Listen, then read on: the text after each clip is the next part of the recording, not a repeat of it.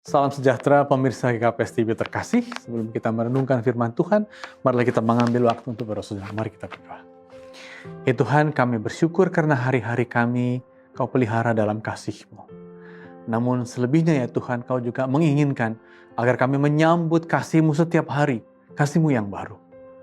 Jadikanlah kami ya Tuhan orang-orang yang selalu mempersiapkan kasih-Mu yang datang.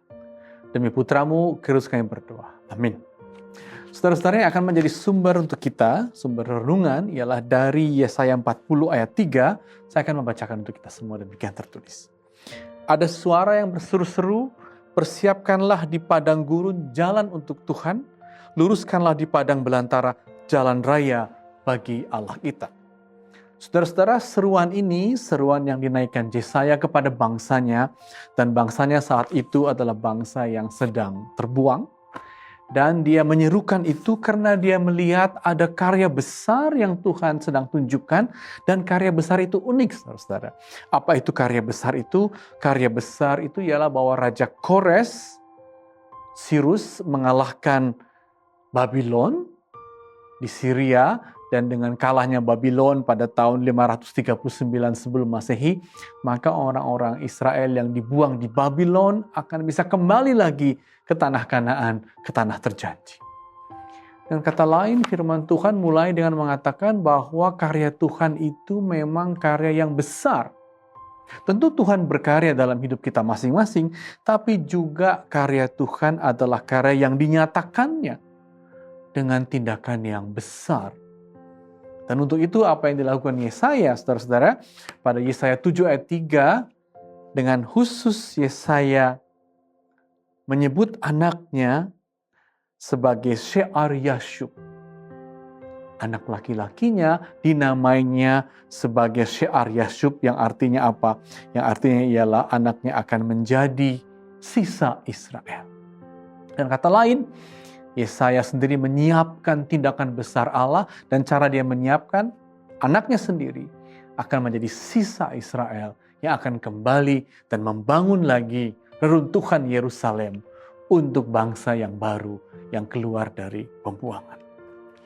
Saudara-saudara, dengan demikian kita bisa simpulkan bahwa sebenarnya peristiwa-peristiwa besar dunia, katakanlah COVID yang melanda semua kita, atau sekarang peristiwa-peristiwa di mana semuanya sudah semakin terdigitalisasi, di mana orang bisa terkoneksi secara daring.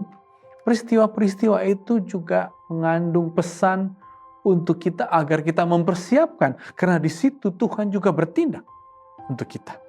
Dan yang kedua, saudara-saudara, kita dalam ayat 4 dan ayat 7 mungkin seperti Yesaya dalam Yesaya 40 ayat 7 dan ayat 4, mungkin kita merasa kadang-kadang ini besar sekali, ini kekuatan yang luar biasa, dan kita merasa seperti rumput, atau kita merasa seperti belum siap dengan semua itu. Tapi justru saudara-saudara, Tuhan meminta kita untuk apa?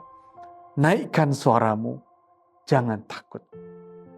Sebab kemuliaan Tuhan, katanya, akan datang dalam peristiwa-peristiwa yang besar itu, saudara-saudara. Inilah pesan kepada kita agar kita pun, karena Tuhan bertindak dalam dunia yang besar ini, dan Dia meminta kita untuk menaikkan suara, untuk tidak takut. Dengan itulah kita mengerti ayat 3 yang menjadi bacaan kita tadi. Persiapkan di padang gurun jalan untuk Tuhan, luruskan di padang belantara jalan raya bagi Allah kita. Dan Yesaya menyiapkannya dengan menyebut anaknya sebagai sisa Israel, dan kita juga diminta untuk menyiapkan. Dengan kata lain, janganlah kita merasa rentan, janganlah kita merasa seperti rumput, tapi kita diminta untuk menjadi orang-orang yang punya persiapan. Saudara-saudara, ada seorang penyair bernama Robert Frost. Dia menulis syair yang berjudul The Road Not Taken, jalan yang tidak diambil dan jalan yang perlu diambil. Dia mengatakan dalam syairnya bahwa ada dua jalan pilihan yang saling memotong di jalan di semak belukar. Dan dia bertanya-tanya, jalan mana yang aku akan ambil, di sebelah kiri atau sebelah kanan, sebab jalan itu seperti terbagi dua. Lalu dia mengatakan begini pada akhirnya, I took the one less traveled by, and that has made all the difference. Aku akan mengambil jalan yang paling jarang dilewati orang. Agar apa? Agar aku menemukan bedanya. Agar aku memiliki karakter yang khusus. Agar aku menemukan hal yang khusus, yang unik dalam diriku. Dan kata lain, saudara-saudara, dunia sekarang yang telah terdigitalisasi, yang sedemikian meluas ini, meminta kita juga untuk mempersiapkan jalan. Kita percaya Tuhan pun memakai dunia yang baru ini sebagai jalannya untuk masuk. Mari kita persiapkan. Dan tampaknya, the one less traveled by, jalan yang semakin sempit tapi jarang dilalui, adalah jalan yang kita perlu pilih agar make a difference, agar ada bedanya. Dan di tengah dunia yang terdigitalisasi, di tengah dunia yang serba terbuka sekarang, katanya jalan orang yang akan siap untuk menerima dunia itu adalah jalan kolaborasi dan jalan empati. Semakin kita bisa mengerti orang lain, semakin kita memperhitungkan pikiran orang lain, semakin kita terbuka di jalan itu. Dan semakin kita mampu berkolaborasi, semakin kita mampu saling win and win, bekerja sama, semakin kita akan dimintanya, semakin kita akan menemukan banyak keuntungan di jalan itu. Dan kita tahu, Tuhan pun masuk di jalan itu. Di jalan empati, di jalan kolaborasi, di jalan yang kita sebut sebagai jalan saling mengasihi dan jalan saling mempedulikan. Mari kita mempersiapkan jalan untuk Tuhan, memasukinya, dan di jalan itulah kita juga diberkati. Amin, mari kita berdoa. Ya Tuhan, kami bersyukur karena Engkau bekerja juga dengan jalan-jalan yang besar.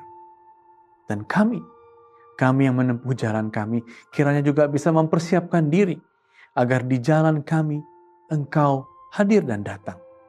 Dan biarlah pada hari-hari semacam ini pun ya Tuhan, kami mempersiapkan jalan kami dan masukilah jalan itu, jalan karunia, jalan kasih-Mu. Demi Kristus kami berdoa. Amin.